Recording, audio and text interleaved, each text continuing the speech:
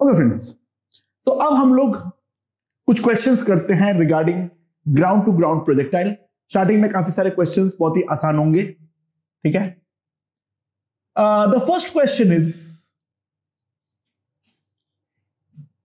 Same speed में दो projectile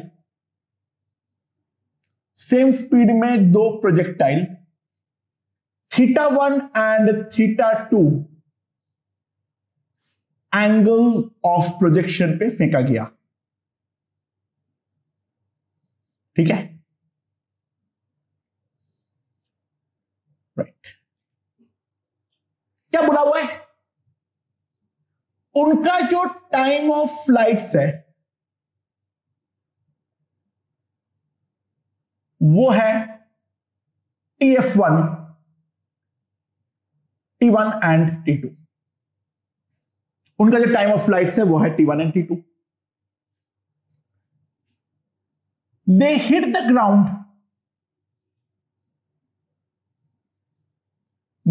the ground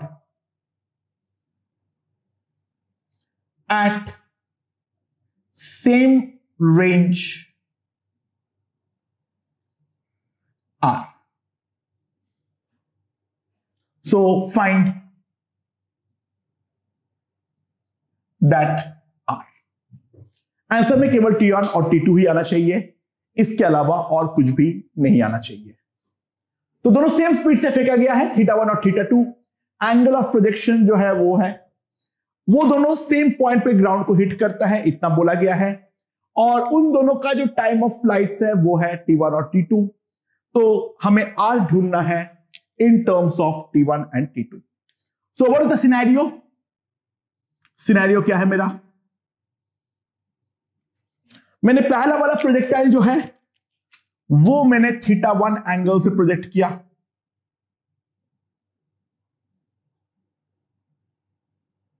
ये ऐसे गया। और दूसरा जो है वो मैंने θ2 एंगल से प्रोजेक्ट किया, ये ऐसे गया। दोनों केस में रेंज जो है वो मेरा R है। सो ऑब्वियस सी बात है, R is same, that implies θ2 must be equals to θ1 का कॉम्प्लीमेंट्री एंगल, यानी θ2 must be 90 degree minus θ1। That's obvious, तभी तो हमारा सेम रेंज आता है। तो मान लो प्रोजेक्शन स्पीड जो है, जो दोनों में सेम है, प्रोजेक्शन स्पीड दोनों केस में ही है v, राइट। सो अब क्या है, क्या बोला गया है? तो मेरा जो पहला टाइम ऑफ फ्लाइट आएगा T1, वो T1 कितना आएगा? ध्यान देना, 2v sin θ1 by g, right. और जो मेरा T2 आएगा वो क्या आएगा? 2v sin 90 degree minus θ1 by g, that is 2v cos θ1 by g। और जो रेंज मुझे निकालना है वो है 2v1 square by g into sine θ1 into cos θ1।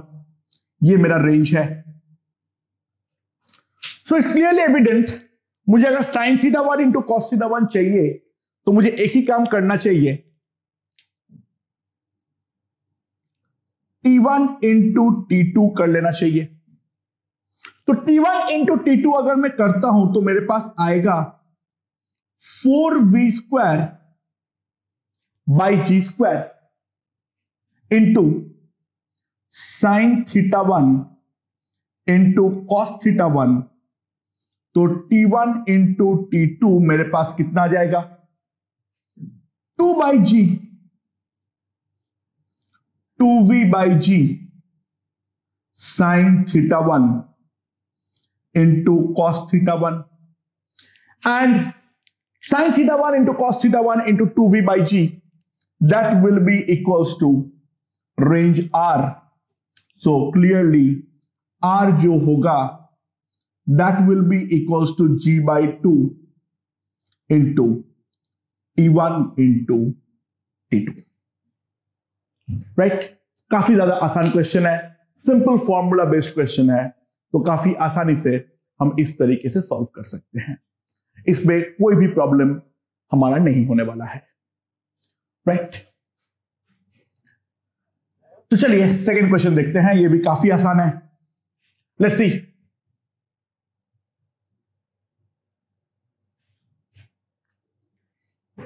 मुझे मालूम नहीं है एंगल ऑफ प्रोजेक्शन क्या है और स्पीड क्या है। यहां से v एंगल पे v स्पीड के साथ at an angle of theta मैंने इसको प्रोजेक्ट किया और ये प्रोजेक्शन किया गया t इक्वल्स टू 0 पे। ठीक है? अच्छा, मेरे पास दो आया रिलेशन, मेरे पास दो रिलेशन आया है। t इक्वल्स टू 2 सेकेंड पे particle has a speed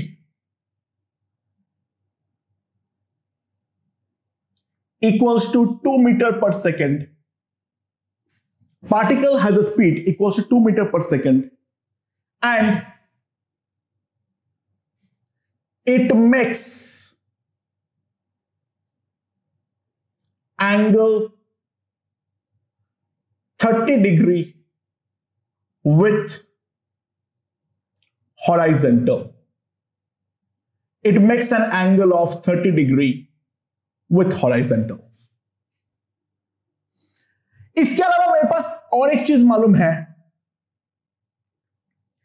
at t equals to 3 second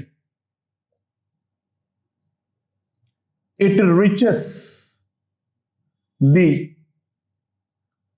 top most point.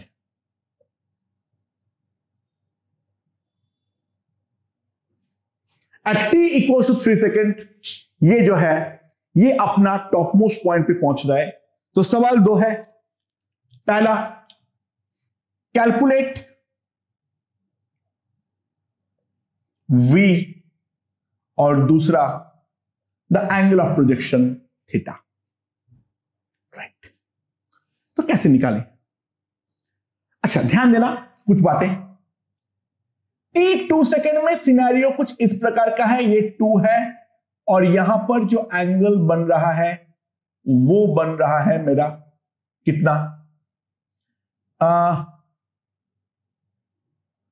इसको 2 को छोड़ दो, इसको x ले लो, x ले लो और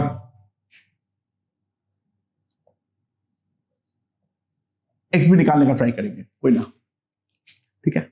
ये 2 है, x है और यहां पर एंगल जो है that angle equals to 30 degree और 3 सेकेंड पे जो है ये अपना टॉप मोस्ट पॉइंट पर पहुंच चुका है। ये इंफॉर्मेशन मुझे दिया हुआ है। अच्छा, ऑब्वियसली बात है इसके ऊपर एक्सीलरेशन केवल और केवल डाउनवर्ड g है। फॉर सेक ऑफ सिंप्लिसिटी इसको मैं 10 मीटर पर सेकेंड मान ले रहा हूं। राइट? इसके पूरे मोशन के दौरान कहीं पर भी इसका हॉरिजॉन्टल मोशन का जो वेलोसिटी है उस पे कोई बदलाव डेफिनेटली नहीं आया है। Right? So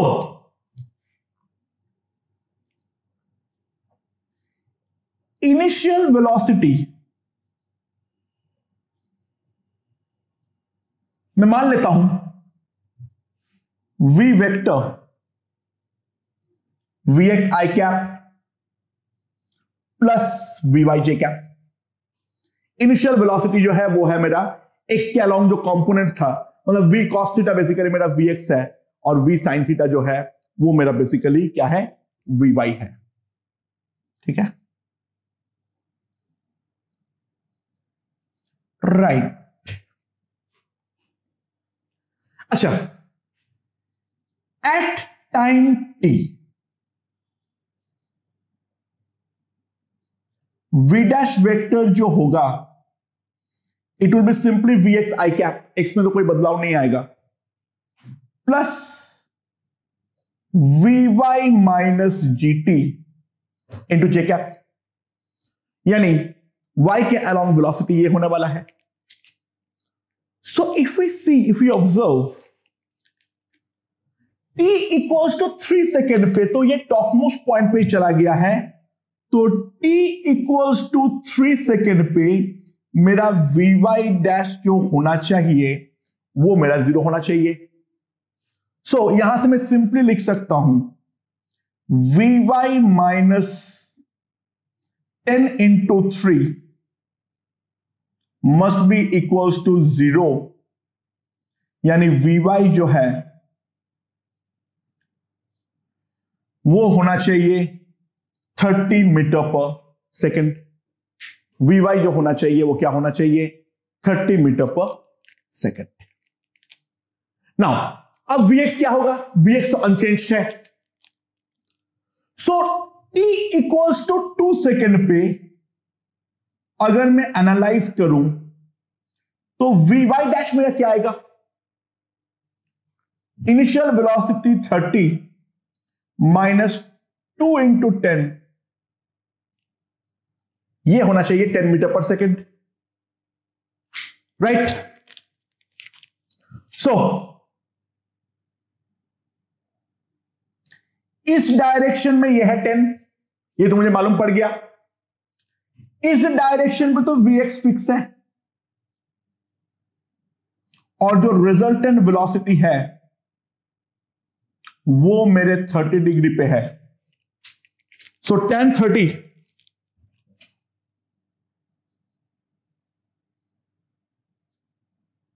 is equals to 10 by Vx, वो कितना आ जाएगा 1 बाई रूट 3, तो Vx मेरे पास कितना आ जाएगा 10 रूट 3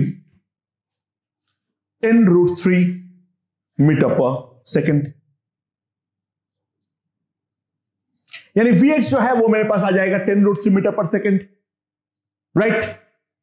तो सिंपल सी बात है, जो मेरा x है उस टाइम का स्पीड क्या आ जाएगा, under root Vx square 10 root 3 का होल स्क्वायर प्लस 10 स्क्वायर, तो x आ जाएगा मेरे पास अंडर रूट 300 प्लस 100, यानी x आ जाएगा मेरे पास 20 मीटर पर सेकेंड। पहला तो आ गया, तो इस वाले पॉइंट पे जो हमारा स्पीड होगा वो हो जाएगा 20 मीटर पर सेकेंड। इसके अलावा और ध्यान दें, t इक्वल्स टू 0 सेकेंड पे what was the scenario, initial velocity along y में निकाल रखा हूं 30,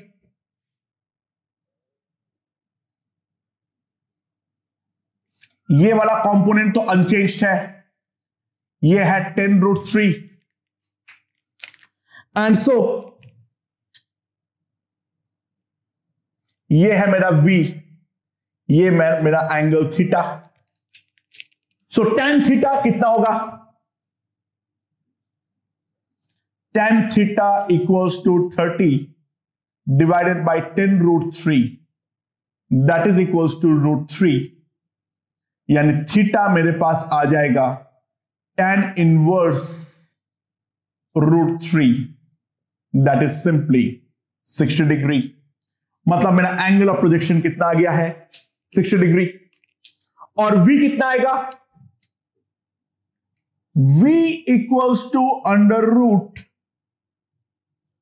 30 स्क्वायर प्लस 10 रूट 3 का होल स्क्वायर, तो कितना आ जाएगा मेरे पास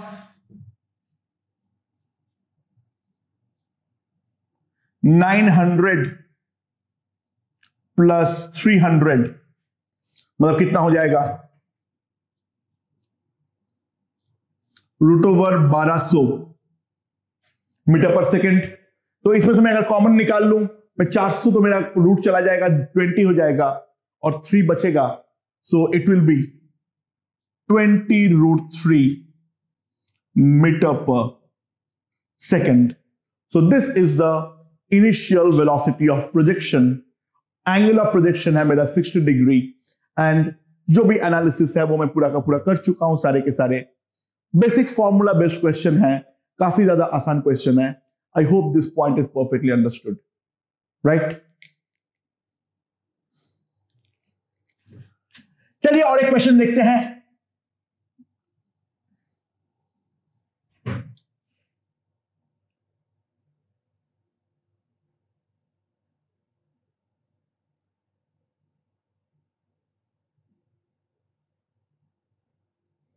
क्या है मेरे पास, मैं यहां से प्रोजेक्टाइल कर रहा हूं, v जो है वो मेरा फिक्स्ड है हर हाल पे।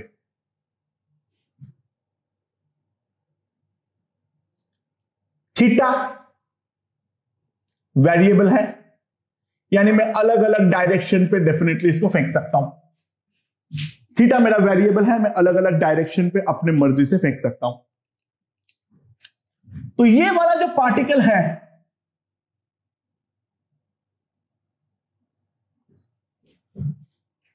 ये इस तरीके से प्रोजेक्टाइल होगा।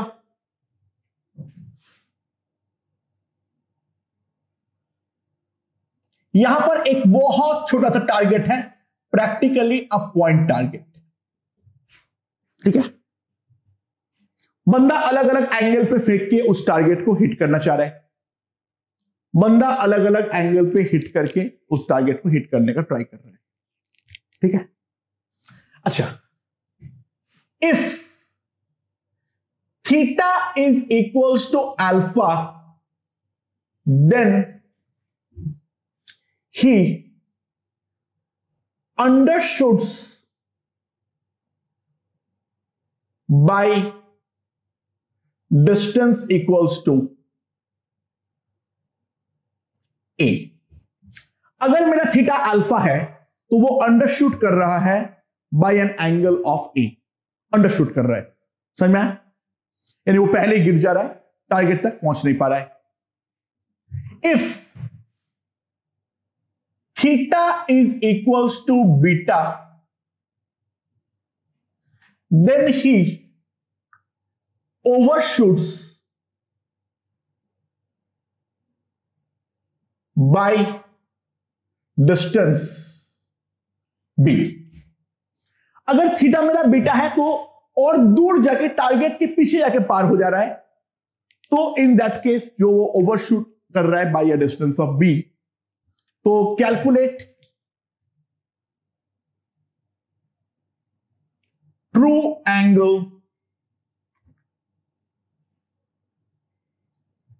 Of projection. हमारे आंसर में केवल अल्फा, बीटा और ए और बी आना चाहिए। जी अगर आ रहा है तो ठीक है, वो चलेगा, लेकिन और कुछ नहीं आना चाहिए, ठीक है। तो अल्फा पे हिट करने पे अंडरशूट हो रहा है, बीटा पे हिट करने पे ओवरशूट हो रहा है। तो मान लेता हूं पॉइंट ऑफ प्रोजेक्शन से जो हमारा टारगेट का डिस्टेंस है वो है r, तो r is the required range and phi is true angle. जो हमारा ट्रू एंगल ऑफ प्रोजेक्शन है वो है मेरा phi। सो ऑब्वियस सी बात है, मैं क्या लिख सकता हूं, जो मेरा r है that will be equals to v² by g into sine 2phi। Final answer में ध्यान देना, vg कुछ आना नहीं चाहिए, ठीक है। r माइनस ए, क्योंकि वो अंडरशूट किया था ए डिस्टेंस से, तो अल्फा पे फेंकने पर रेंज कितना हुआ था, r minus A that will be equals to v square by g sine of 2 alpha, right. And beta से फेंकने पर ओवरशूट किया था तो नया रेंज आया था r plus b, and that will be equals to v square by g into sine 2 beta, right. So what should be the easiest way to solve this particular question? तो दिमाग लगाते हैं, अकल भिड़ाते हैं, एक काम करते हैं। सबसे अच्छा सॉल्यूशन के लिए क्यों ना ये वाला इक्वेशन को b से मल्टीप्लाई करें और इस वाले को a से, तो मेरा ab वाला टर्म जो है वो कट जाएगा। लेट्स सी क्या होता है। br minus ab v square by g b sine 2 alpha, right. और इसको अगर मैं a से मल्टीप्लाई करता हूं तो क्या आएगा? ar plus ab v square by g a sine 2 beta. इन दोनों इक्वेशन को अगर मैं ऐड करूं तो a plus B into R V square by G B sine 2 alpha plus a sine 2 beta. a plus B into R मेरे पास क्या आ जाएगा? We square by G sine 2 alpha plus a sine 2 beta. Now what is the value of r? a plus b v square by g into sine 2 theta is equals to v square by G B sine 2 alpha plus a sine 2 beta. So मेरे पास क्या आ जाएगा? We square by g cancels out, so sine 2 theta will be a sine 2 beta plus b sine 2 alpha that divided by a plus b। so 2 theta क्या आ जाएगा मेरे पास? Sine inverse a sine 2 beta plus b sine 2 alpha by a plus b। So that simply means that theta half sine inverse a sine 2 beta plus b sine 2 alpha by a plus b।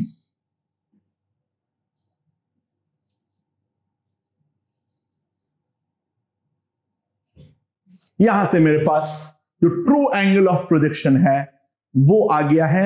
This is again a question based on manipulation. Conceptually इस पे as such कुछ भी नहीं है। अभी तक जो हमने 3 एग्जांपल्स लिए हैं वो बेसिकली बेस्ड ऑन मैनिपुलेशन है। इस पे कोई कंसेप्चुअल लेवल पे या दिमाग लगाने के लेवल पे कोई एज सच चीज नहीं है जो चीज हमें लाइफ में थोड़ा सा पेन दे, राइट। काफी ज्यादा आसान और स्ट्रेट फॉरवर्ड क्वेश्चन है। आई होप यहां पे मामला पूरा क्लियर है। जो इस तरीके से ग्राउंड टू ग्राउंड प्रोजेक्टाइल के आसान क्वेश्चंस हम हैंडल कर सकते हैं। ओके।